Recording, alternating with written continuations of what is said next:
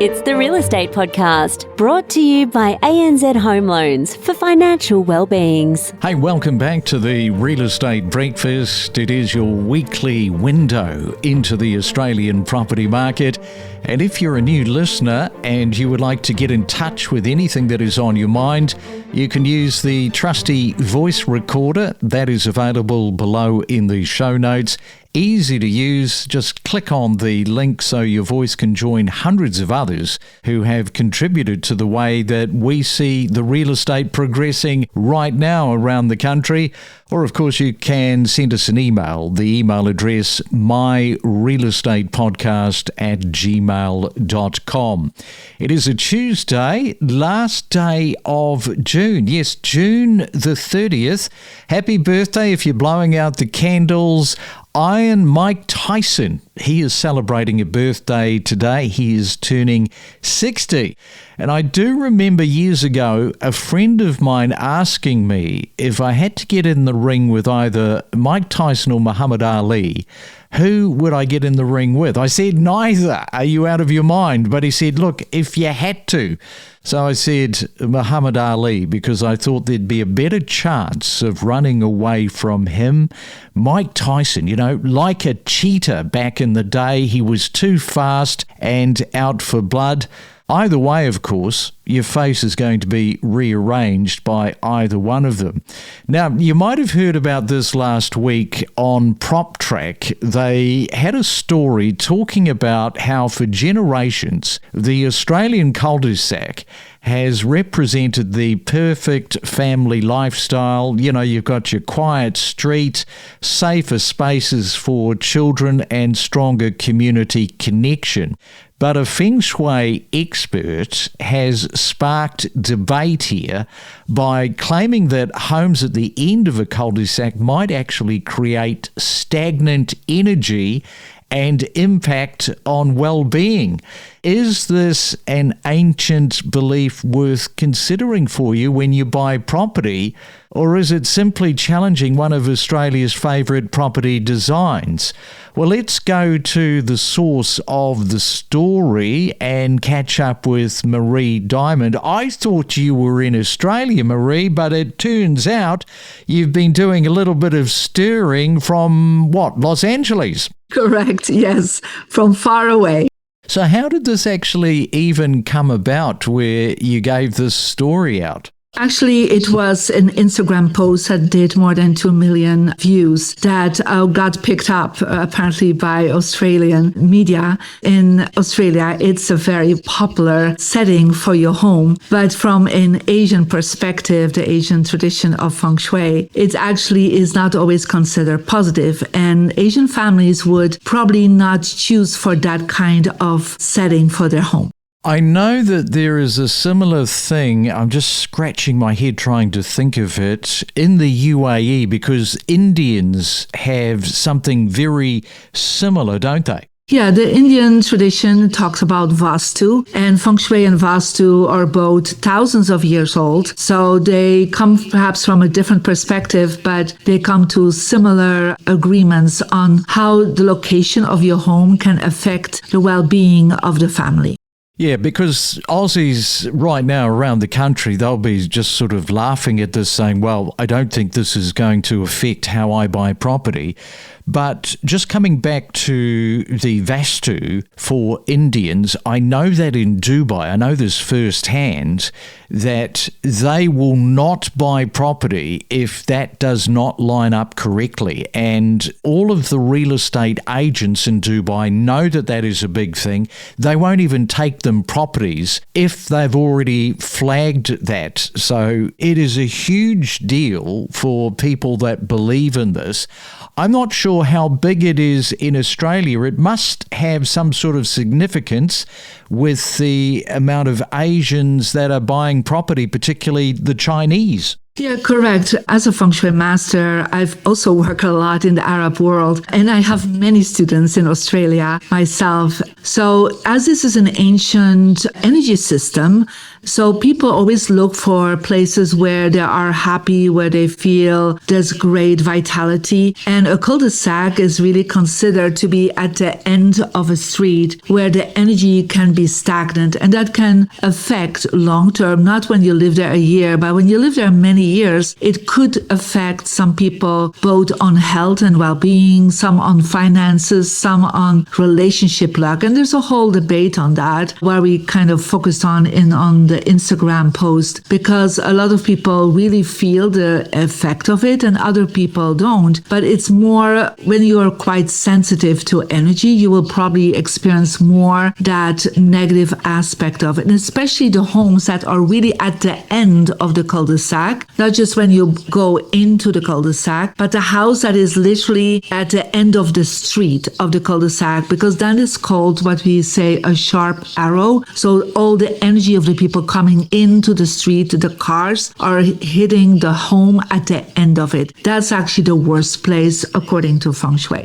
I'm just thinking of people in relationships that have had a relationship bust up, or perhaps they've got a marriage that has gone south, and they're one of those people right at the very end of the cul-de-sac. They're listening to you, Marie, and they're saying, I was wondering what caused it. It's bad feng shui. Correct, but there's always in Feng Shui solutions. So one of the things that you can do to protect yourself from that sharp energy coming at you is to make sure at the entrance you put something in red. Red is considered fire element, and it kind of is a protection symbol. So it could be left or right from your front door, put a pot with red flowers or red carpet, or even have a hedge just kind of dividing between the street and the house, or even have your front door to the side of the house, because that could be a protection aspect of it. And, I always say Feng Shui is not everything. Your mindset, the way you live your life is also affecting you. So,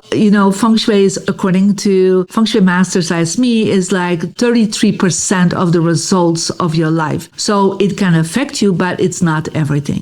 We are talking to Marie. She is a Feng Shui master. When we come back, we're going to ask her, how do you become a Feng Shui master? We'll do that next. We dive deep into topics like buying, selling, investing, and maximizing your property's value, from mortgage advice to the latest property data and trending numbers. Your real estate journey starts here. Unlock the secrets of real estate and stay informed about the latest real estate buzz with hot market trends, emerging suburbs, and hidden gems. Got a story here from the 1990s. You might relate to this if you can remember, but in the mid-1990s, there was no online searching, no instant suburb data and no automated property alerts to get.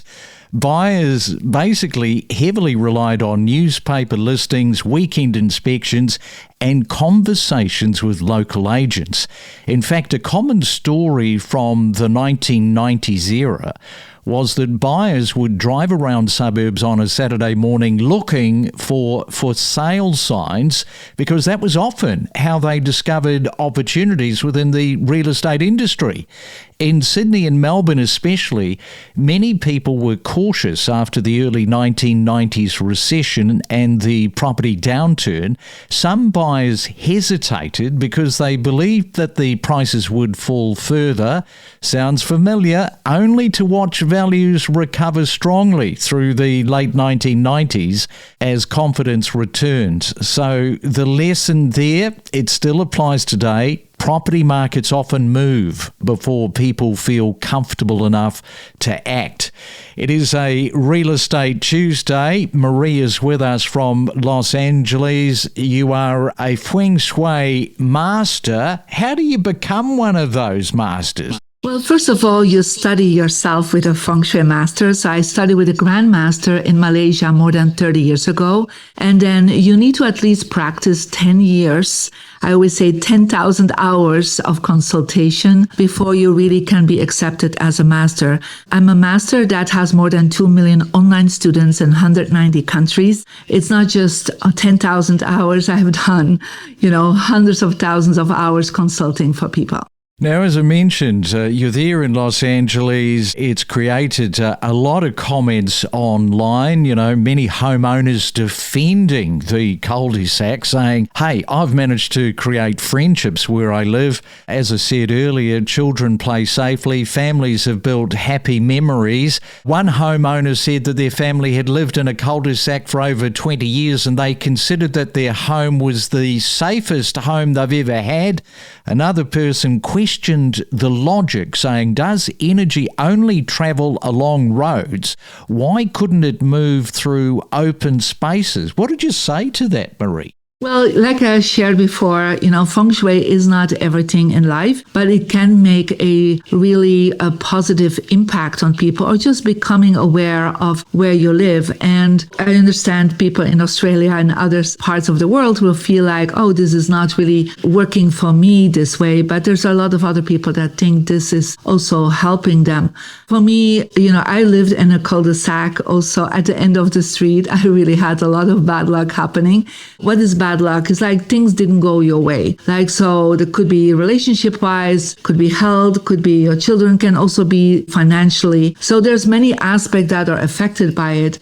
And like I said, it doesn't always work after a year or a couple of years that you're living there. And there can be many other things that are doing very well for you in your home. Because the landscape that is cul-de-sac, that's like where you live, is one thing. But it could also be that you, inside the house, you have very good feng shui. You have good colors, you're sleeping in the good directions, you have the right images around you. So landscape feng shui is about 20% of effect on you, while what is inside your house is actually 80% of good feng shui. Yeah, because one of the side offshoots to all of this is furniture as well, because there are a lot of companies that deal in Feng Shui furniture. This is also taken pretty seriously, just in terms of the furniture and also the placement. Always make sure you're sitting facing the door so that your furniture is set up a certain way. And then the kind of furniture you're using, like for example, when you have chairs with slats, you don't want that because the energy can come in your back. So make always you have beautiful furniture that have sturdy backs, or a high back chair when you're sitting on your office. Anything that gives you good support as furniture is also helpful. And the more natural materials you use will also benefit the energy that you feel in the home. So like I said, landscape and the cul-de-sac, it was just a little snippet that we posted on Instagram that went viral. But there are so many other aspects. And even personally, based on your birthday, you actually have certain directions that do better for you than others. So that is more affecting you than a cul-de-sac. All right, we'll leave it there. Lots of things for people to ponder on this morning. Hey, thanks for joining us from Los Angeles and giving us a little bit of a breakdown on all of that.